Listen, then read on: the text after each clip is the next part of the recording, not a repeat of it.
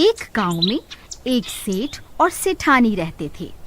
वे बहुत अमीर थे, लेकिन बहुत कंजूस भी थे। फिर एक दिन सेठ को किसी काम से दूसरे गांव जाना पड़ता है। उनके घर में एक नौकरानी भी थी। सेठ के जाते ही सेठानी उस नौकरानी पे जुल्म ढाना शुरू कर देती है। वह नौकरानी दिन भर घर का काम करती, लेकिन सेठानी को कभी भी उस पर दया नहीं आती थी और वह हमेशा उसे डांटती रहती थी। वहीं दूसरी तरफ गांव में एक कुआं था। बहुत समय पहले एक औरत ने उस कुएं में गिरकर अपनी जान दे दी थी। तब से उस कुएं से अजीब अजीब सी आवाजें आने लगी थी। कोई भी उस कुएं के पास जाने की हिम्मत नहीं करता था। फिर एक दिन रोज की तरह विमला घर का काम कर रही होती है।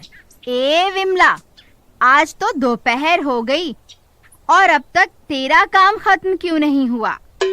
लगता है महारानी आज देर से सोकर उठी है। क्यों री, तेरा काम खत्म क्यों नहीं हुआ अब तक?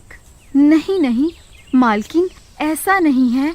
आज मेरी तबीयत कुछ ठीक नहीं है, इसलिए आज सुबह उठने में थोड़ी देर हो गई। मैं कल से जल्दी उठ जाऊंगी। आज हमारे घर कुछ मेहमानों ने आना है और घर में थोड़ा सा ही पानी बचा है। तू नदी से थोड़ा पानी भर कर ले आ। लेकिन मालकिन, अब तो शाम होने वाली है और नदी तो गांव से दूर है। मुझे लौटने में रात हो जाएगी। अगर आप कहें तो मैं कल सुबह सुबह पानी भर कर ले आऊं? नहीं नहीं, तेरा दिमाग खराब तो नहीं हो गया? तूने सुना नहीं कि मेहमानों ने आ जाना है, तो पानी की जरूरत भी तो आज ही होगी ना। मुझे नहीं पता, कहीं से भी 2 घड़े भरकर पानी लेकर आ। फिर विमला उदास परेशान मन से 2 घड़े अपने सर पर रखकर पानी भरने चल देती है। थोड़ी दूर चलने पर वह उसी चुड़ैल के कुएं के पास से गुजरती है। अरे, ये तो शाम हो गई। मुझे नदी से लौटने में जरूर रात हो जाएगी।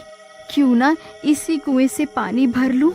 नहीं नहीं, गांव वाले तो कहते हैं कि ये भूतिया कुआं है। इस कुएं के अंदर चुड़ैल रहती है। अब क्या करूं? अगर नदी से पानी भरने जाऊंगी तो लौटते वक्त अंधेरा हो जाएगा। नहीं नहीं, इसी कुएं से भर लेती हूँ। फिर वह उस कुएं के पास पानी भरने पहुंच जाती है। जैसे ही वह उसमें झांक कर देखती है, उसे उस कुएं में से अजीब अजीब सी आवाजें आने लगती हैं। कोई है? मेरी मदद करो, मैं इस कुएं में गिरी हुई हूँ। कोई मेरी जान बचाओ, मेरी मदद करो। अरे, ये कौन है? ये तो कोई लड़की की आवाज है। लगता है इसे मेरी मदद की जरूरत है। तुम कौन हो? तुम इस कुएं में कैसे गिर गई? क्या तुम मुझे सुन सकती हो? फिर जैसे ही विमला कुएं में झांक कर देखती है, तभी वह कुएं की चुड़ैल उसे कुएं के अंदर खींच लेती है। बचाओ बचाओ, कोई है? कोई मेरी जान बचाओ। हे भगवान, मेरी मदद करो। तभी विमला के सामने एक चुड़ैल आकर खड़ी हो जाती है। विमला बहुत डर जाती है। हा हा हा हा हा हा हा हा। आज बहुत सालों के बाद कोई इस कुएं की तरफ आया है। मैं कब से इसी कुएं में इंतजार कर रही थी। आज जाकर मेरा इंतजार खत्म हुआ। मुझे छोड़ दो, मुझे जाने दो। गांव वाले सही कहते थे, इस कुएं में चुड़ैल का वास है। तभी वह चुड़ैल विमला के शरीर में घुस जाती है और फिर वह चुड़ैल कुएं से बाहर निकल आती है। फिर वह दोनों खाली मटकों को अपने सर पर रखकर वापस अपने घर की ओर चल देती है और थोड़ी देर में घर पहुंच जाती है।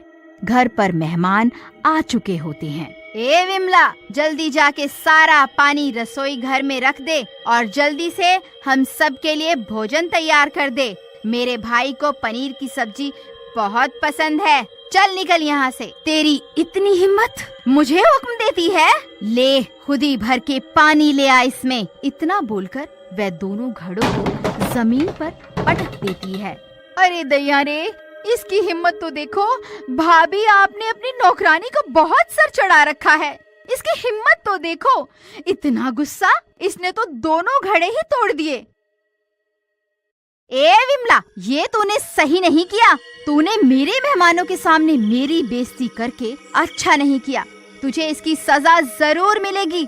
जल्दी से ये टूटे हुए घड़े समेट और जाकर खाना बना। अच्छा, तो अब तू मुझे हुक्म देगी? तेरी इतनी हिम्मत? मैं बहुत थक गई हूँ। चल, जाकर मेरे लिए एक गिलास खून भर कर लेकर आ। भाभी, ये तो खून मांग रही है। आपकी नौकरानी खून भी पीती है? अरे तुम दोनों रुको, इसे मैं सीधा करता हूँ। ए नौकरानी कहीं की, लगता है तू ऐसे नहीं मानेगी।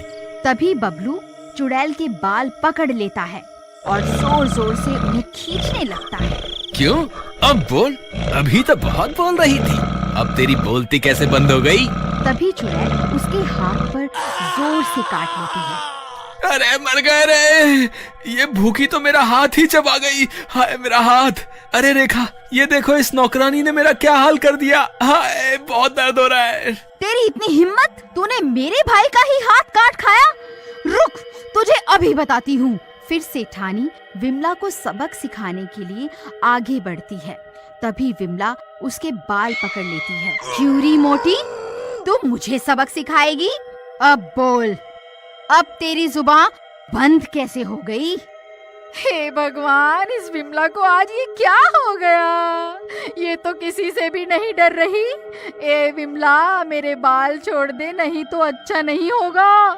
बबलू, बबलू, मुझे इससे बचाओ, मेरी मदद करो।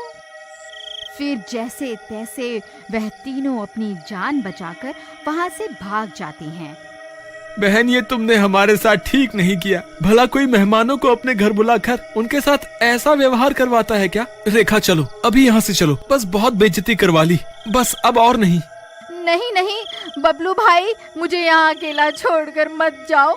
मैं अकेली इस घर में विमला के साथ नहीं रह सकती, ये मुझे मार डालेगी। तुम आज रात यहीं मेरे घर रुक जाओ, कल सुबह अपने घर चले जाना। ठीक है, लेकिन ध्यान रहे, मैं और अपनी बेइज्जती नहीं सहने वाला।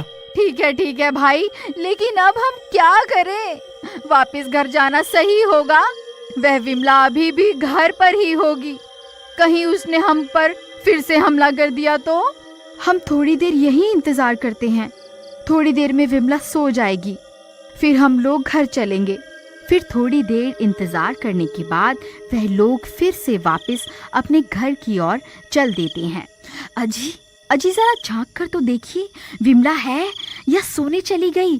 फिर बबलू झांक कर देखता है।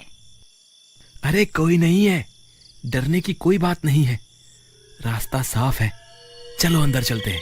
फिर वह तीनों दबे पांव घर के अंदर घुस जाते हैं और इधर उधर देखने लगते हैं। अरे कोई नहीं है, चलो अब सब सो जाते हैं, सुबह होने दो। इस नौकरानी को तो मैं सबक सिखाऊंगा।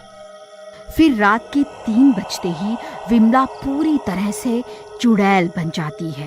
वह बहुत डरावनी बन जाती है। फिर वह अपने कमरे से निकलकर बाहर आती है, जहां वह तीनों सो रहे होते हैं।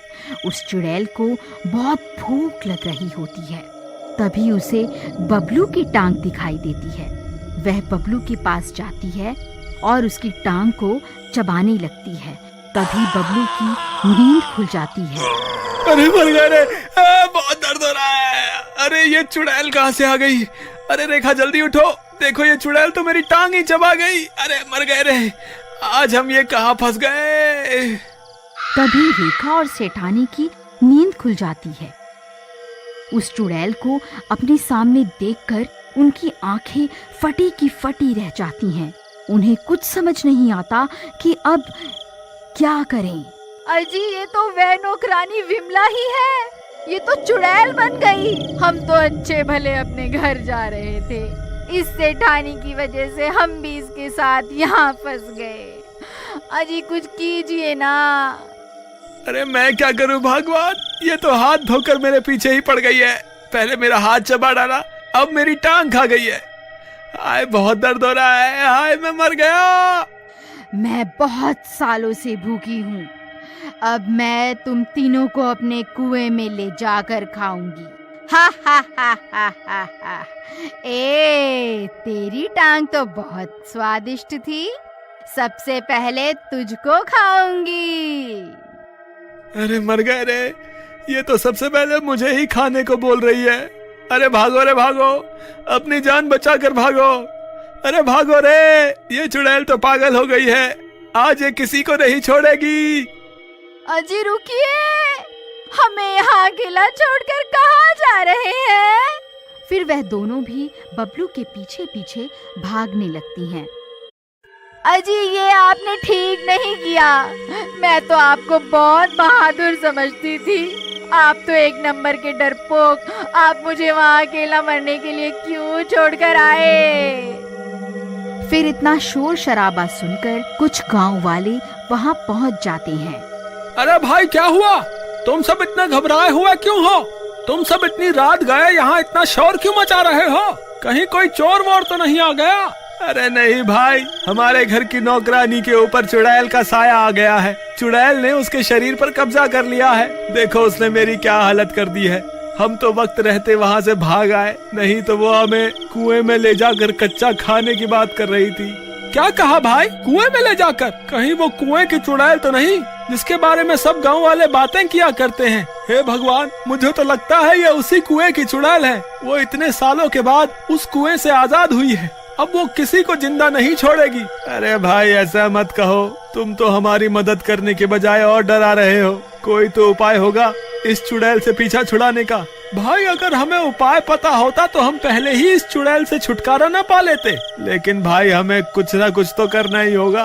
वो चुड़ैल किसी भी वक्त यहाँ आती होगी। जल्दी से कोई तरकीब सोचो, कोई तो रास्ता होगा। इस चुड़ैल की कोई ना कोई कमजोरी तो जरूर होगी। ये चुड़ैल हमें कुएं में ले जाकर खाने की बात कर रही थी। चलो हम उसी कुएं के पास चलते हैं। और फिर वह सब लोग उस कुएं की ओर चल देते हैं और कुछ ही देर में वह लोग वहां पहुंच जाते हैं। अजी मुझे तो लगता है हमने यहाँ आकर बहुत बड़ी गलती कर दी। ये कुआं तो उस चुड़ैल का घर है, वह यहाँ जरूर आएगी। मुझे लगता है हमने यहाँ आकर अपनी मौत खुद ही तय कर दी है। ऐसा कुछ नहीं होगा। मुझे लगता है ये कुआं ही उस चुड़ैल की सबसे बड़ी कमजोरी है। ये उसका घर है। उसने सालों तक इसी कुएं में रहकर इतनी सारी शक्तियों को हासिल किया है। अगर हम इस कुएं में आग लगा दें तो जरूर उस चुड़ैल की सारी शक्तियां खत्म हो जाएंगी। चलो हमें देर नहीं करनी चाहिए, जल्दी से इस कुएं में आग लगा देते हैं। इसके अलावा हमारे पास कोई और तरकीब भी तो नहीं है। फिर वह सब मिलकर सूखी घास और पेड़ की सूखी टहनियों को उस कुएं में डालने लगते हैं। तभी उन्हें डरावनी डरावनी आवाजें आने लगती हैं। ये कैसी आवाजें हैं? कहीं वो चुड़ैल यहाँ तो नहीं आ रही? अरे मर गए रे, वो देखो वो चुड़ैल तो यहीं आ रही है। आल तू जलाल तू आई बला को टाल तू, आल तू जलाल तू आई बला को टाल तू। हे भगवान हमारी रक्षा करो। तभी उन्हें दूर से वह चुड़ैल आते हुए दिखाई देती है। वह सब लोग उसे देखकर बहुत डर जाते हैं। ए गांव वालों, अच्छा हुआ तुम मुझे यहीं मिल गए। तुम सबकी मौत तुम्हें यहाँ खींच कर लाई है। ए चुड़ैल, हम तुझसे नहीं डरते। मुझे तेरी कमजोरी के बारे में पता चल गया है। तू हमारा कुछ नहीं बिगाड़ सकती। मैं तुझसे नहीं डरता। रुक, तुझे अभी मजा चखाता हूँ। बबलू भाई थोड़ी कम हेकड़ी झाड़ो, ज्यादा हीरो मत बनो। जिस तरकीब को लेकर इतना उछल रहे हो ना, अगर वो तरकीब फेल हो गई तो सबसे पहले ये तुम्हें ही कच्चा खाएगी। चल डरपोक, चल भाग यहाँ से। तभी बबलू एक मशाल में आग जलाकर उसे कुएं में फेंक देता है। देखते ही देखते कुएं से आग की बड़ी बड़ी लपटें उठने लगती हैं। ए मूर्ख इंसान, ये तूने क्या कर दिया? नहीं नहीं, ऐसा नहीं हो सकता। अरे मर गई रे, ये मुझे क्या हो रहा है? फिर देखते ही देखते वह चुड़ैल भी जलने लगती है और कुछ ही देर में जलकर राख हो जाती है और विमला उस चुड़ैल के चंगुल से आजाद हो जाती है। विमला, तुम वापस आ गई? तुम ठीक तो हो ना? मुझे माफ कर देना, मैंने हमेशा तुमसे बदतमीजी से बात करी और तुम्हारे भोलेपन का फायदा उठाया। आज के बाद मैं तुम्हें कभी नहीं सताऊंगी।